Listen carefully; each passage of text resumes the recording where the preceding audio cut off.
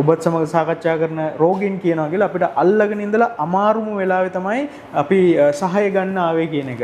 නමුත් අපි කොයි වෙලේද කොයි ආකාරයකටද වෘත්තීය වේදිකයෙක්ගේ සහාය ලබා ගත යුත්තේ මේ වගේ ගැටලුවකදී? ඔව්. දරුවෙක්ගේ නම් ගොඩාක් වෙලාවට සමහරක් වෙලාවට ළමයි සහ තරුණ දරුවන්ට එයාලගේ හැඟීම් එයාලට හඳුනාගෙන ඒක ප්‍රකාශ කරන්න අමාරු, විශේෂයෙන්ම දරුවෝ. ඒක නිසා ඒ වෙලාවට දෙමව්පියෝ අවධානය යොමු කරන්න ඕනේ දරුවන්ගේ වෙනසක් තියනවද? එහෙම හැසිරීමේ වෙනසක් දිගින් දිගටම තියනවා නම් ඒගොල්ලන්ගේ කලින් තිබ්බට වැඩිය හැසිරීම වෙනස් නම් අනිවාර්යයෙන්ම මනෝවෛද්‍යවරයෙක් එහෙම නැත්නම් මනෝචිකිත්සකවරයෙක් ළඟට යන්න ඒගොල්ලන් දැනුවත් වෙලා ඉන්න ඕනේ.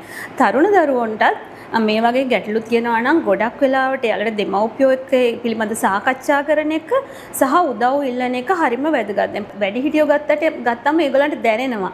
අර self awareness කියන එක මේකෙදි ඉතාම වැදගත්. ඒ කියන්නේ තමන්ගේ මනෝභාවයන්, තමන්ගේ හැඟීම් මොන විදියට තමන් යන්නේ, නිතරම ඍණාත්මක පැත්තකද නෙගටිව් ඉමෝෂන්ස්ද වැඩිපුර එක්ස්පීරියන්ස් කරන්නේ.